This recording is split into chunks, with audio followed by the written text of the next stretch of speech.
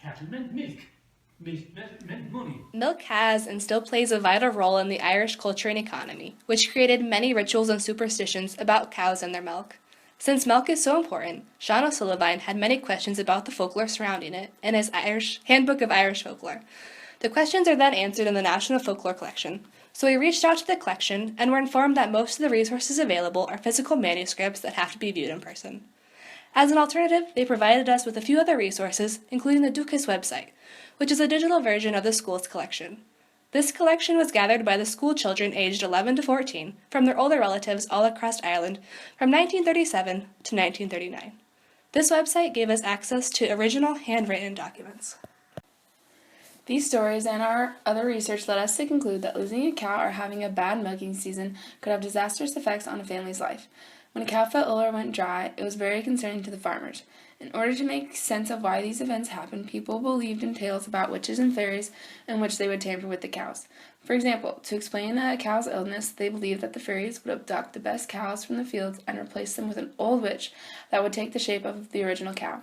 In Angela Burke's book, The Burning of Bridget Cleary, multiple methods to help ward off the fairies were listed, such as tying red cloth, primrose, or mountain ash around the tail of the cow, spreading primrose on the doorstep, and running hot coals along the cow's back to singe the hair. The novel Legends, Charms, and Superstitions in Ireland has a story about a farmer who had been noticing his cow retreating to the same tree every day and staying there as if it were being milked. Then it would later produce no milk for the farmer. As he grew curious of the situation, he followed the cow to the tree and witnessed a small witch come out of the tree and steal the cow's fine milk. The farmer wanted the cow to milk for him again, so he hired a fairy doctor to protect the cow against the witch. In order to do this, the fairy doctor ran hot coals along the cow's back while sputtering words to the cow, gave the cow a potion, and made a circle around the tree with a hot iron. After these actions had been taken, the cow was released from the witch's spell and milked for the farmer again. Another story taken from W.B. Yeats' book, Irish Fairy and Folk Tales, tells the story about a farmer who had the best milking cows, which suddenly became sick and would give blood instead of milk. Luckily, a wise old hag came up to him and told him that she could cure his cows. To do this, she had the farmer take a black satin ribbon and touch it to the first cow he saw. Then she told him to bring the cow to her, where she proceeded to pluck out 9 tail hairs, while singing in Irish. She had the farmer's wife get milk from all the cows they had, and churn it while she sang and burned the cow's hair in a fire. As she was curing the cows, they heard a scream from the female neighbor, leading them to believe that she was a culprit for making the cows sick. The hag wanted the woman punished, so she told the farmer to go to the pasture at midnight with his hounds to see if anything approached the cows. The farmer saw the hare sucking milk from the cow's udder. He waited until the hare was done and bloated from all the milk. Then he sent the fast hounds after it. They chased the hares to the neighbor's house, where they caught its leg in their mouth. The hare got away and went inside, and when the farmer followed it, he saw the neighbor woman bleeding from a leg wound.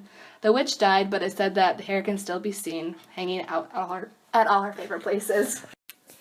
Aside from the everyday milking lore, the Irish have a large collection of stories and rules that are specific to dairying on May Day. To prepare their cows for May Day, several proactive steps could be taken on May Eve. According to manuscripts from the Dukas collection that were recorded in County Mayo, people would use various herbs and cowslip flowers to rub on the udders of a cow to keep their butter from being taken. Another precautionary step that was mentioned was using hot coals, holy water, and salt to make the sign of the cross on the cows to save them for the year. Some even put mountain ash in the chimney to keep the butter from leaving the house. It was also believed that if a stranger takes water from the village well, then all the butter will be taken from that village. Sugan craftsman Pat Broderick shared some of his insight about May Day. He said that people should not churn butter on this day because the fairies were very active in May. If butter was churned, the fairies could take the form of a person and come into the house to steal the butter. Through all of our research, we have found many similar stories and superstitions from many different counties relating to milk, but they all have one thing in common: safeguarding cows and milk from strangers and fairies.